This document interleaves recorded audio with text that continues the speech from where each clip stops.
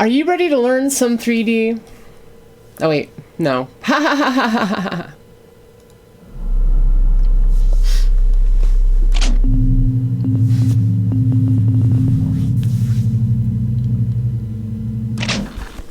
Hey, I'm Zoe FPV, and you're gonna learn some 3D today.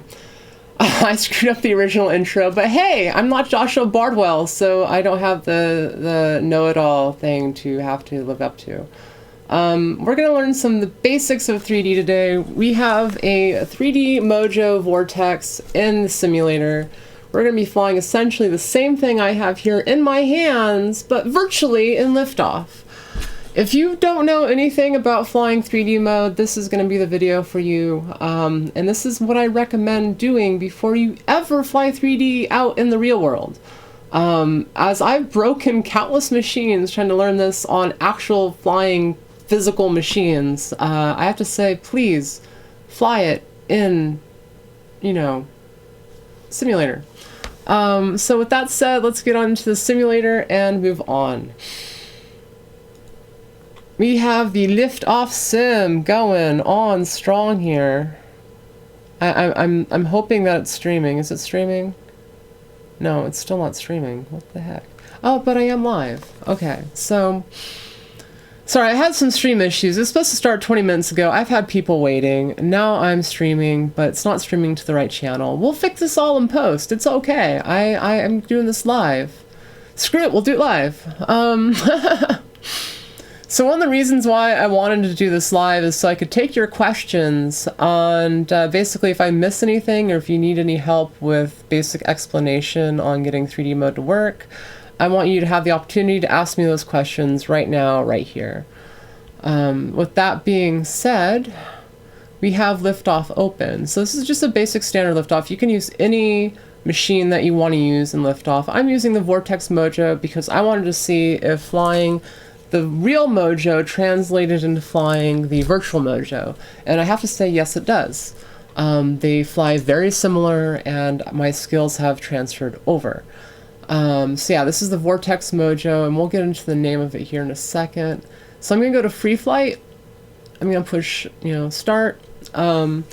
Again, you can play with 3D on any of the tracks. Again, you can even do 3D mode on racing, but not very many race tracks actually take advantage of that. We're going to go to the Liftoff arena. Let's just go to the no track. Let's just go open track, very simple emptiness that we can enjoy. So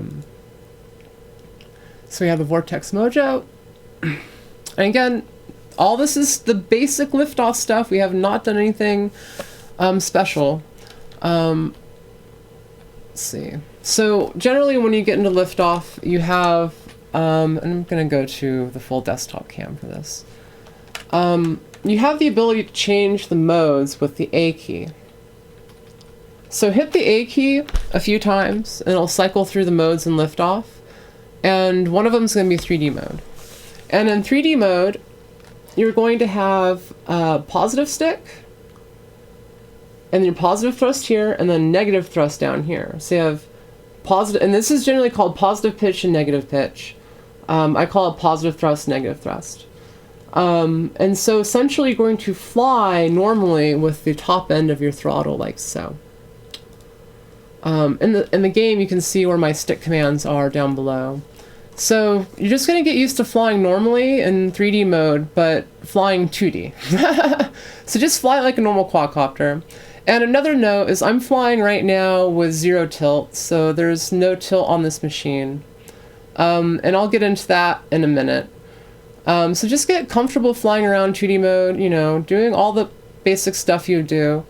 The biggest thing that you need to keep in mind when you're flying 2D and 3D mode is that when you get into a situation, don't negative throttle it into the ground. There's a lot of times where you panic and then all of a sudden you're applying negative thrust instead of just killing throttle to middle stick. So that's a habit that you're most likely going to have to reteach yourself. And that's the biggest thing to keep in mind at this point in time. So once you start getting comfortable with this, the next thing you're going to want to do is get comfortable in a hover and go upside down. and apply negative thrust. And then essentially get to a point where you're happy with just hovering. And just get comfortable with the hover. And essentially at this point in time in the hover, you're teaching yourself the fine motor controls needed to control the machine upside down. And this is really innocuous because it seems stupid. Why would you just hover? But really, you're teaching your thumbs the fine motor control they need to control the machine really precisely when it's upside down. So just really get used to that hover. And then once you get used to the hover,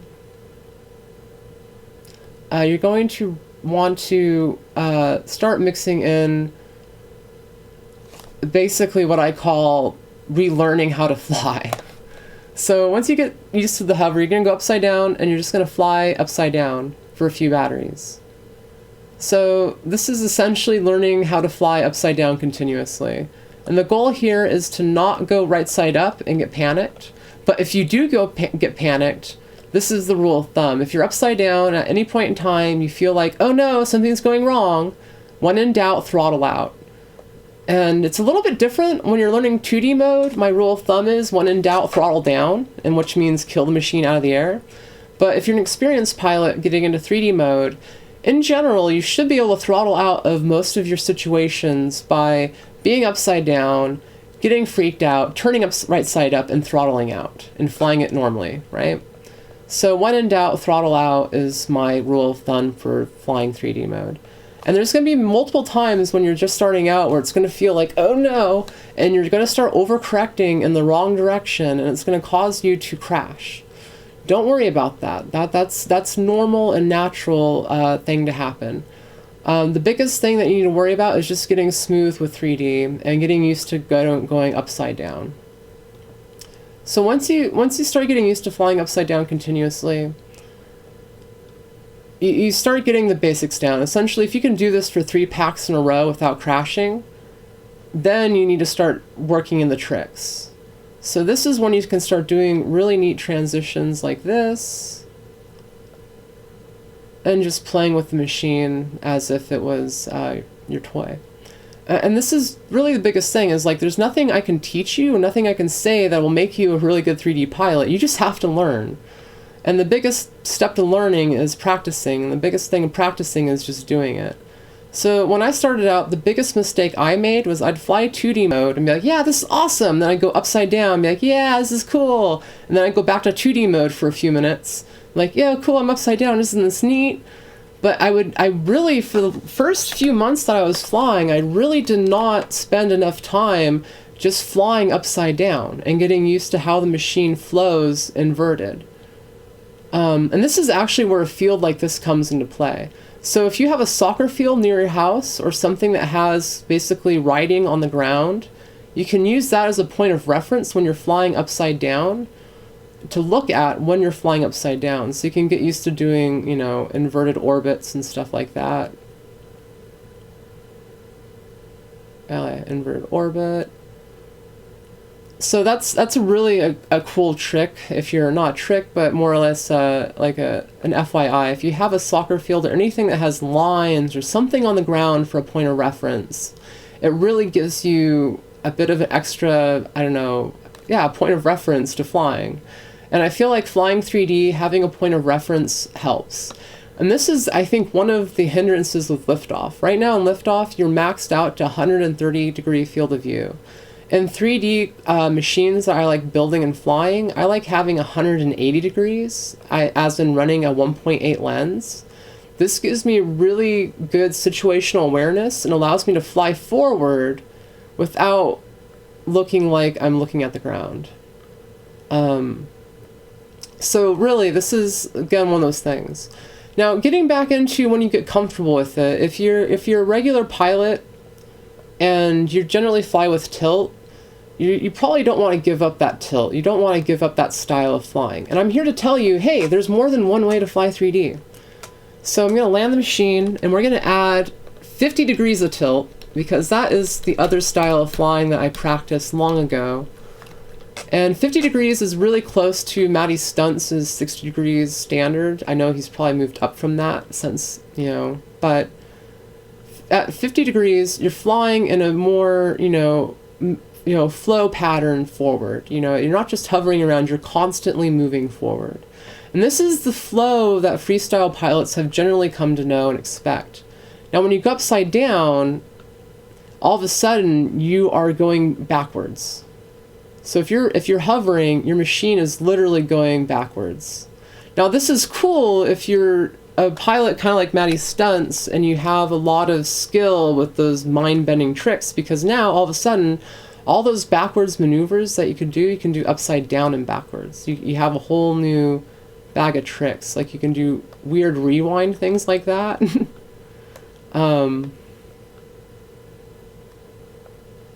Oop, and I crashed.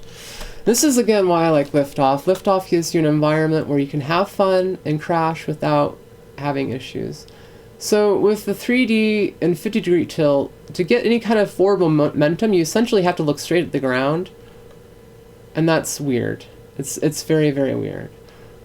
So the biggest thing to keep in mind, I guess, when you're flying with 3D is if you're flying in a really wide environment, like if you have a lot of really high obstacles and stuff to fly around, a lot of vertical stuff, then the 50 degree tilt makes sense. If you're flying in a really tight location that has objects that are like 10 feet apart or 5 feet apart, flying with zero tilt in 3D makes more sense. The styles lend themselves to different environments, and they lend themselves to different types of flying in different flying areas.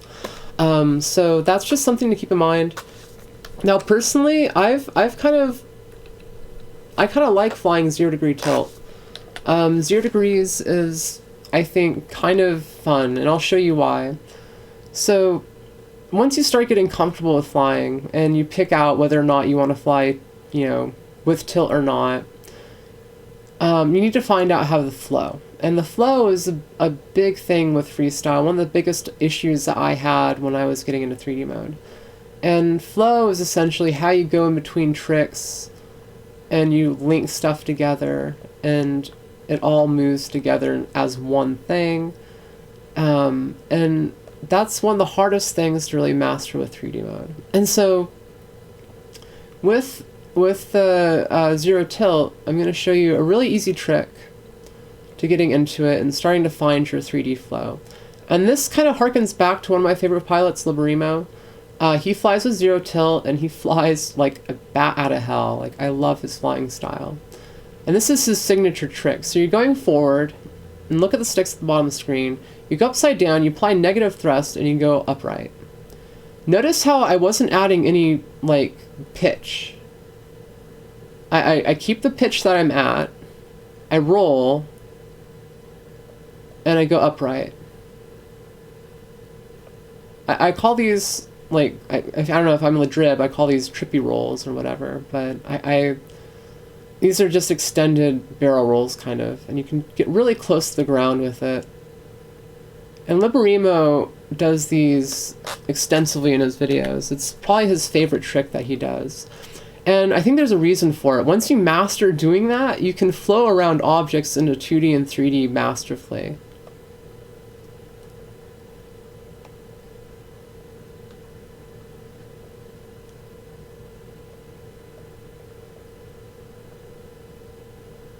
So the biggest advantage to flying 3D with 0 tilt is that the sticks are equal on both ends, meaning that you don't have to do any weird mixing. Like for example, when you're flying with tilt, you have to mix yaw and roll together to get those smooth movements. With this, generally you don't have to mix those sticks together to get the movements that you want. So in some ways, I feel like it makes it easier, especially if you're like an intermediate pilot that hasn't started doing the really high tilt stuff yet. And if you do the high tilt stuff, you're going to have a harder time getting into 3D just because the way the physics work on everything. But it's still totally doable. So yeah, that's pretty much the basics of it. I'm trying to see if anyone has any more questions in chat. It's a really mellow stream today, and hopefully you're learning something. But essentially, you just need to fly upside down continuously for a while. And get used to the way the machine behaves.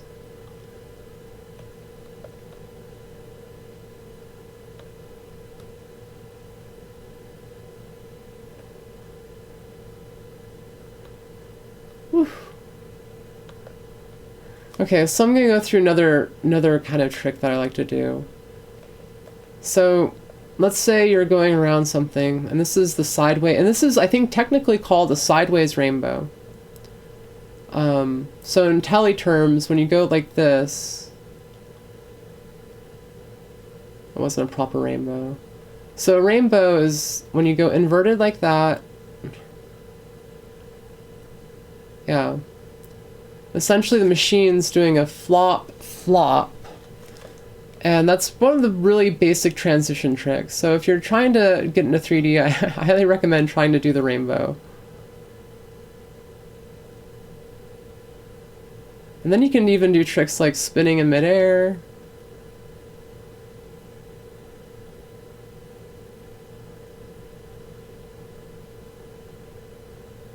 Getting you all dizzy.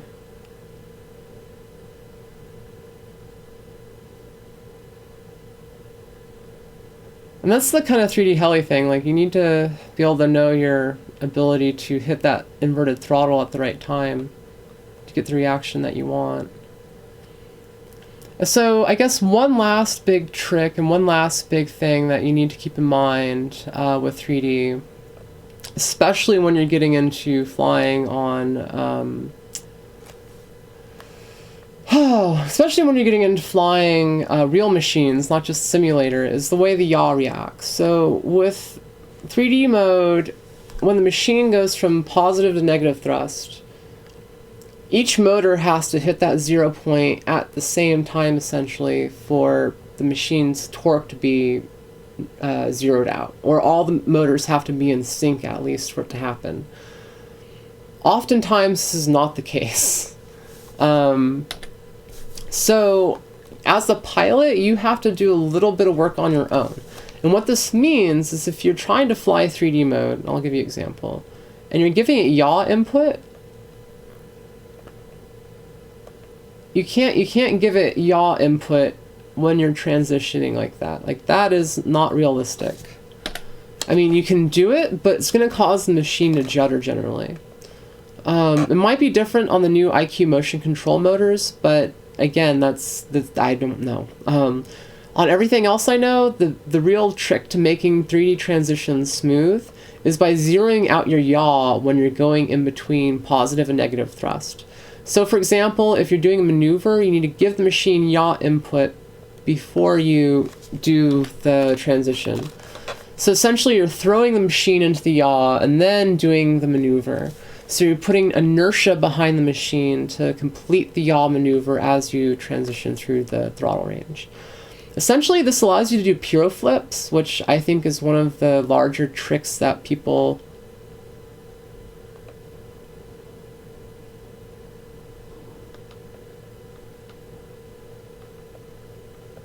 It's not quite a pyro flip. But the idea is you're transitioning through that range in a way that makes it smooth.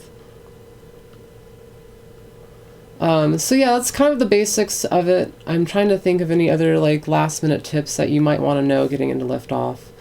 Again, this is just a really basic stream to give you the basic ideas and principles behind 3D mode. So when you go to practice it, you learn good behavior and good habits, and you don't learn bad ones. So for example, if you look at the way I'm flying and the way I'm using the stick, the biggest thing you're going to have to get used to is when you're giving it throttle, be able to kill throttle to such a point that you're not going negative throttle. And that takes a lot of throttle control and stick movement control. I know a lot of pilots are used to just like, yeah, and then bashing and going negative throttle. yeah, no, you have to really learn throttle control when you're flying 3D, because that's the biggest hurdle for pilots. Is they're used to going full stick and then just killing throttle, floating, doing their little flippy floppies, and then giving it throttle again and going.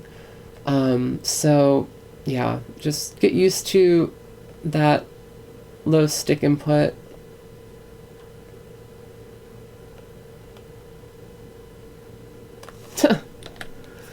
Yeah, so let's have a little bit of fun. Let's show you what I like to do.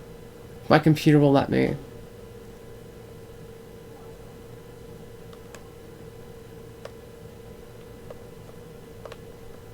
Nope, I screwed that up. So right now I'm flying with 15 FPS, which is making it a little difficult to do high precision maneuvers. But I don't want to use that as an excuse.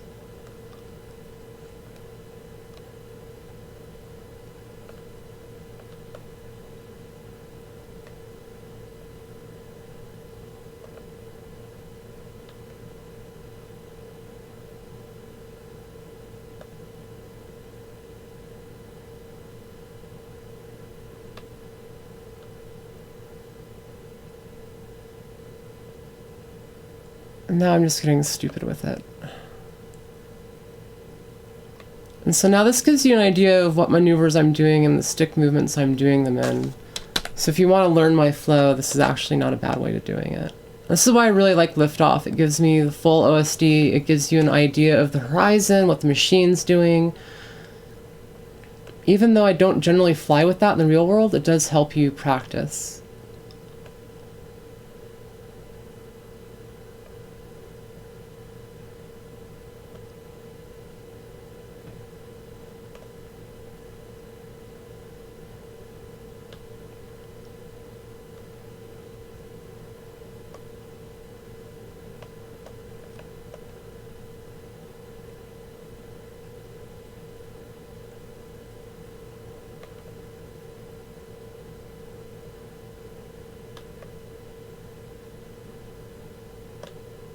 And I crashed it. That's the funness of 3D. Is I really like Liftoff because you can really find new flow, you can try new tricks without having to risk your machine. And the really big part is they didn't just implement 3D mode in a way that kind of works. It's really close to the thing. I mean, it has the same kind of weird transition jitters that the real world machines have, even when they're really well tuned out on hard maneuvers. So yeah, if you can learn to fly 3D mode in Liftoff, you're going to have a great time with it in the real world. And this is just another great example of where simulator practice comes into handy and gives you a real world advantage when you come to fly 3D with your own machine. As a lot of people know, 3D heli pilots, they have a lot of stick time. Some of the best 3D heli pilots in the world have like 10 times more stick time on a sim than they do in the real world. So just keep that in mind. I mean, if you've seen Robogenesis, you'll know what simulator practice will do.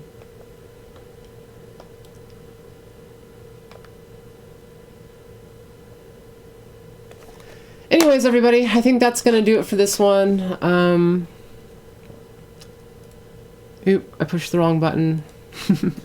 Thank you all for watching this tutorial on Liftoff and learning how to fly 3D mode on the virtual Mojo 230 from Immersion RC. Thank you for watching. If you have any questions, please leave a comment down below. I'm going to start doing more specific trick tutorials. I might not do them live in the future because, I don't know, post-production's better, and I like being able to do different takes. Sometimes I do word salad out of my mouth, and it's not always the best thing for you to listen to. So thank you for enduring that mess of an episode. Again, thank you for watching. I've been Zoe FPV. Until next time.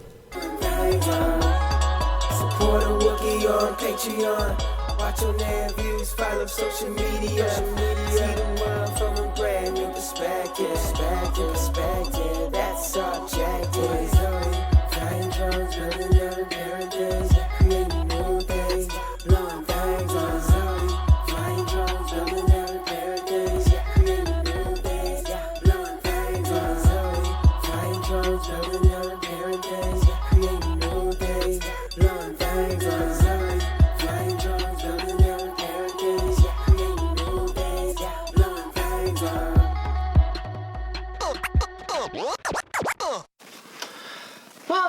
If you want to support more content like this from the Flying Wookiee, please leave a like, comment down below, subscribe to the channel, follow my videos on Airviews, become my patron on Patreon, join the conversation on Discord, and as always, I've been Zoe FPV. Thank you for watching. Tune in next time.